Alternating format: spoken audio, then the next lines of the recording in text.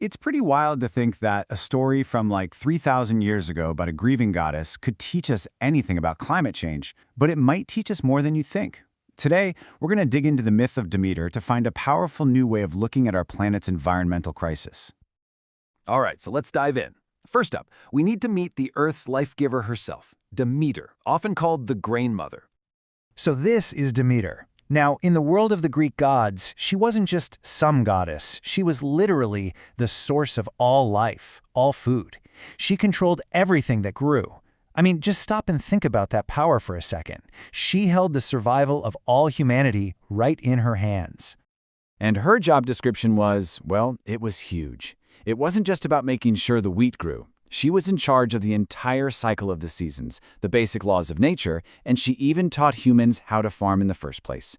The message here was super simple. If Demeter is happy, the world eats and thrives.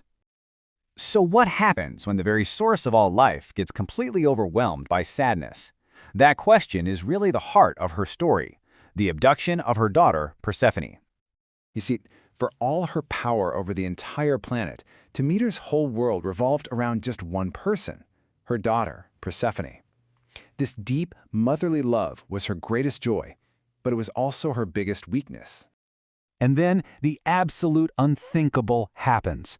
Hades, the powerful and feared ruler of the underworld, snatches Persephone and carries her away to be his queen. Just like that, the light of Demeter's life was gone, dragged into darkness.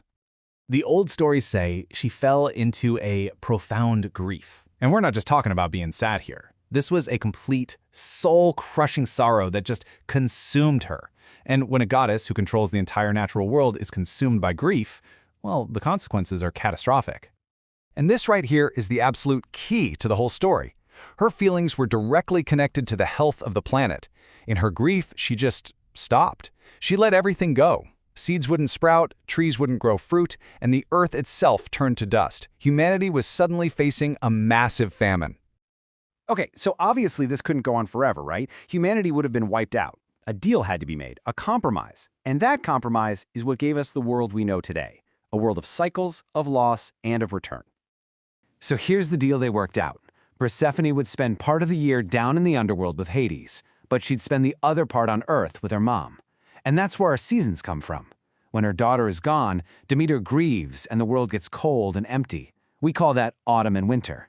But when Persephone comes back, Demeter's joy is so huge that life just explodes from the ground. And that's our spring and summer.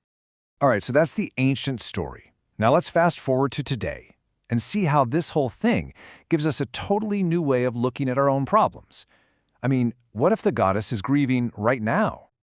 And that's really the big question we're asking here. When we see massive droughts, crazy weather patterns, and harvests that fail, what if we're not just looking at science?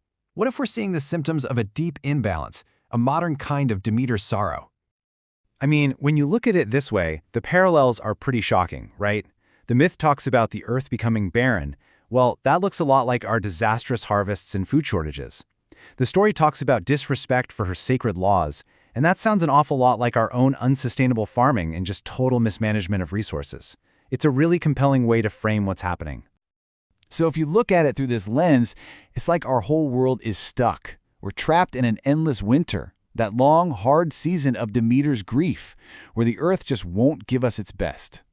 So if we are stuck in this mythological winter, then the most important question has to be, how do we bring back spring? What's the path to getting things right again?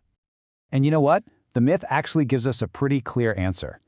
The land, it says, won't be fertile again until the root cause of the goddess's suffering is fixed.